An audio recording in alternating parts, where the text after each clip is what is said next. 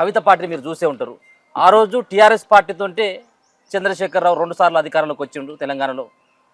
So మరోసారి అదే TRS పార్టీతోటి రేపు వెలుగు వెలకాలని చెప్పేసి ఇక్కడ ఆల్టర్నేట్గా నేనే ఉన్నా, నా పార్టీ అధికారంలోకి వస్తే నేనే ముఖ్యమంత్రి అని చెప్పేసి ఆమె ప్రకటిస్తున్నటువంటి తీరు కూడా కనబడతా ఉంది. ఆ పార్టీ పట్ల ఆమె యొక్క మాటల్లో మీకు ఏం అర్థమైంది నిన్న ఆ పార్టీ ఆ సభ అంతా చూసిన తర్వాత? ఒకటి, టీఆర్ఎస్ పార్టీ ఏదైతే బీఆర్ఎస్గా మార్చిందో అలాంటి వాళ్ళని చాలామంది అన్నాం. అసలు ఆ పేరులో బీఆర్ఎస్ టీఆర్ఎస్ తెలంగాణ తీయకపోనుండే. అవును, అది ఆ పార్టీ కూడా నాకొచ్చిన కేటీఆర్ కూడా పునరాలోచిస్తున్నాం, టీఆర్ఎస్ పెట్టుకుంటాం ఆయన ఆలోచన ఉంది పరి మాస్టానికి అన్నాడు. మీతో డిస్కషన్ చేస్తారు సార్? నాతో మీడియాలో చూసి ఓకే, అంతే. అనుకున్నా మంచి డెసిషన్ తీసుకున్నారు. బీఆర్ఎస్ అయితే టీఆర్ఎస్ వాళ్ళకి అచ్చిరాలే బీఆర్ఎస్ అనుకోండి. ఈ అమ్మాయి పెద్ద షాక్ ఇచ్చింది. అవును, ఆ టీ అనేది కుట్టేసింది. ఇప్పుడు వీళ్ళకి సాధ్యపడదు ఇక, అంతే, ఆలోచనలకు బ్రేక్ పడ్డట్టే. సో ఆ రకంగా ఫస్ట్ ఎడ్జ్ వచ్చింది నాకు, first advantage. Okay, Telangana sentiment వాడుకునే ప్రయత్నంలో సక్సెస్ అయిందా. ఇది కాకుండా ఆమె ఏమంటదంటే 10 ఏళ్ళు నేను ఉన్నా కానీ వాళ్ళతో చాలా తప్పులు జరిగినాయి, మా నాన్న భూలాశంకరుడు అది ఇదని చెప్తుంది. మీలాంతా తోడేళ్ళు ఏళ్ళు చెప్తుంది. ఇది ఎట్లా నమ్మాలా మనం? ఇప్పుడు మేము 2009లో బయటకు వచ్చి కేసీఆర్ చాలా సన్నిహితంగా ఉన్నాడు, ఏ టు జెడ్ తనలో 4 లాగా ఉన్నాడు. నేను బయటకు వచ్చి నా స్టేట్మెంట్ ఏంటంటే ఇతను తెలంగాణ రాకపోయిందే మంచిది, ఈయనంత లంగాలేడన్నాడు. First statement 2009లో. చాలా మంది అబ్జెక్ట్ చేసిండ్రు, రఫ్ అండ్ అయినారు. టీఆర్ఎస్ వాళ్ళు ఫోన్ చేసి తిట్టినాను, ఇదేంది నువ్వు సార్ దగ్గరే ఉండి 2 సార్లు ఎమ్మెల్సీ ఇట్లా మాడచ్చా అంటే, మరి ఆయన నేచర్ గురించి అర్థం చేసుకున్నాడు చెప్తున్నా. ఇతను అంటే ఆమె ఏమో ఇప్పుడు అమాయకుడు భోలాశంకర్ అంటుంది, కాదని నేను చెప్తున్నా. అయితే అప్పుడు ఏమైంది, జయశంకర్ గారు నన్ను అడిగాడు, ఇంటికి పిలిపించాడు. తప్పు నువ్వు కూడా పెద్ద ఉద్యమం నిర్మాణం చేస్తే మేమందరం ఆయన వదిలిపెట్టి నేరుకు వస్తాం. లంగా దొంగని మాకు కూడా తెలుసు ఆయన చెప్పిన అన్నమాట. లంగా దొంగ కేసీఆర్ మాకు కూడా తెలుసు. ఇప్పుడు అమ్మాయి మా నాన్న భూలాశంకర్ ఉంటుంది, ఎట్లా మనం జయశంకర్ లాంటి ఆ మాట ఏమన్నాడంటే, ఆంధ్ర వాళ్ళ ముందు తెలంగాణ ఉద్యమం పలచబడుతుంది, ఇట్లా మాట్లాడద్దు, పెద్దగా నిర్మాణం చేయి, అందరూ వదిలిపెట్టి నేరుకు వస్తాం, లేకపోతే నడవ ప్యారల్గా నడవని, లేదా ఆయన పని ఆయన చేసుకోండి, నీకేం సంబంధం, నువ్వు ఇది కరెక్ట్ కాదు, ఒక ఉద్యమకారుడిగా నువ్వు మాట్లాడకూడదని నేను మానేసిన. ఎప్పుడా మానేసాడే తెలంగాణ వచ్చినాక ఆయన ముఖ్యమంత్రి అయిన దాకా నేను సైలెంటే ఉన్నా, ఆయన గురించి మాట్లాడు. అప్పుడు ఒక బుక్ రాసిన ఆయన, అపరిచితుడు అని, ఫేమస్ బుక్ అది. మీ దాంట్లో అనలైజ్ అయింది, అది చాలా కాపీలు అమ్ముడు పోయినాయి, దాంతో విపరీతంగా 1,00,000 కాపీలు పోయినాయి మొత్తం. అంటే కేసీఆర్ అసలు సంగతులు ఏంటో తెలుసుకోవడానికి అంత కుతూహలం పబ్లిక్లో ఉండే. ఇవన్నీ చెప్తున్నా అంటే ఇవన్నీ నీకు తెలియకపోవచ్చు, అంటే నువ్వు డాక్టరు. 2007 పీక్ ఉద్యమంలో కవిత లేదు, కేటీఆర్ లేదు, వీళ్ళంతా అమెరికా ఉన్నారు. స్టార్ట్ అయింది 2001లో కదా, 7 వరకు పీక్లోకి వెళ్ళిపోయింది కదా. మేమంతా ఎమ్మెల్సీలో ఎమ్మెల్యే అయింది అప్పుడే కదా. ఆ టైంలో వీళ్ళిద్దరు కూడా అమెరికాలో ఉండి 2007కో 8కో వచ్చారు. అప్పటి వరకు వాళ్ళకి ఐడియా ఉండలేదు. వాళ్ళ తండ్రి ఎంత నువ్వు తండ్రి అయినా మన ఇళ్లలో కూడా మనం పిల్లలు కూర్చోబెట్టుకొని అన్నీ మాట్లాడతామా? సో మాకు తెలిసిన విషయాలు ఆమెకే తెలియదు.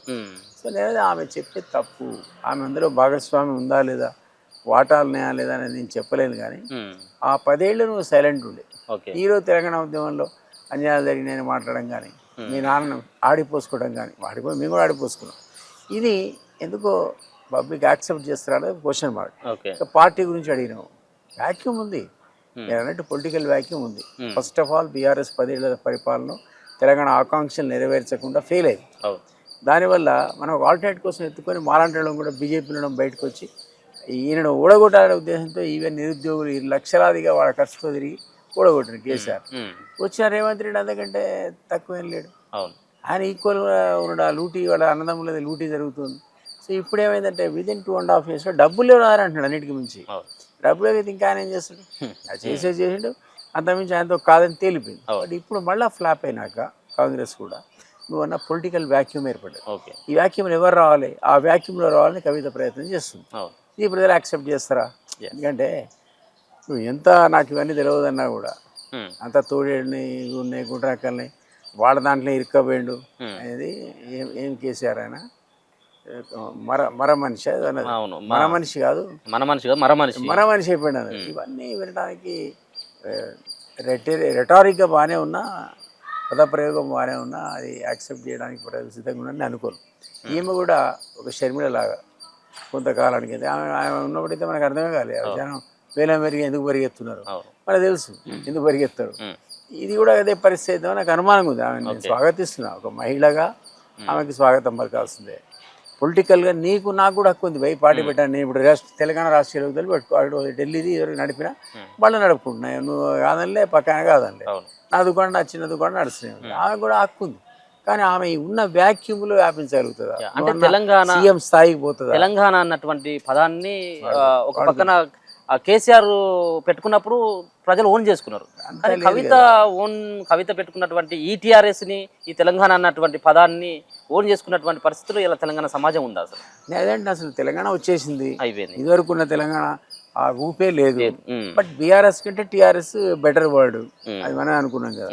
వాళ్ళకి వచ్చి రాలేదు, నష్టపోయినది, అది పెట్టినందుకు వచ్చినందుకు బాగానే ఉంది, అటువంటిది తీసుకుంది.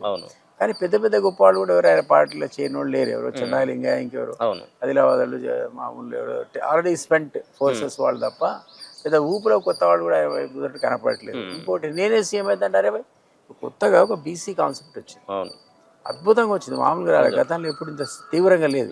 ఇప్పుడు ఎస్సీ ఎస్టీ బీసీలో మాకే రాజ్యాధికారం అంటున్నారు. అందులోంచి ఎవరైనా వచ్చి ఇక మేము నిలబడతాం రేపు తెలంగాణకు అన్ని ఫెయిల్ అయ్యారు కాబట్టి, పార్టీలు మోసగించారు కాబట్టి, ఇప్పుడు బీఆర్ఎస్ మోసించి కాంగ్రెస్ మోసగించేది.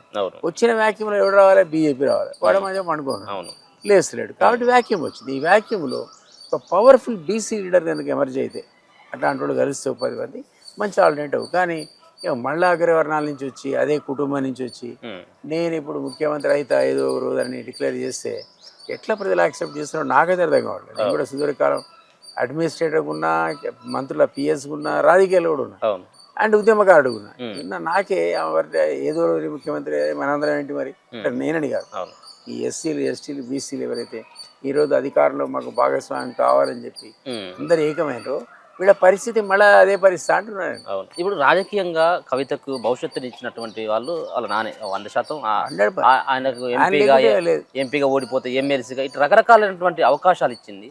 సో అవకాశాలు ఇచ్చినటువంటి నానైనప్పటికి కూడా ఈరోజు 10 సంవత్సరాల పాటు పదవులను అనుభవించి 10 సంవత్సరాల తర్వాత బయటకు వచ్చి కేసీఆర్ని ఆయన మన మనిషి కాదు మర మనిషి అని చెప్పేసి ఏం పీకడానికి అని చెప్పేసి బీఆర్ఎస్ పార్టీ అని చెప్పేసి దేశ రాజకీయాలు అని చెప్పేసి వినమని చెప్పేసి ఈ వర్డ్స్ ఎందుకు అంటే కేసీఆర్ని తిడితే ప్రజలు యాక్సెప్ట్ చేస్తారు అన్నటువంటి ఉద్దేశంతో ఉంటే, లేకపోతే ఆ పార్టీలకి వెళ్ళి బయటకు వచ్చింది కాబట్టి ఇక పూర్తిగా ఆ కుటుంబంతో సంబంధాలు తెగిపోయినాయి అని చెప్పేసి జనాలంతా కూడా ఆ విధంగా ఆలోచన చేస్తారన్నటువంటి ఉద్దేశంతో మాట్లాడిందా? నిజంగా ఏంటిది అబ్జర్వేషన్? కరెక్ట్.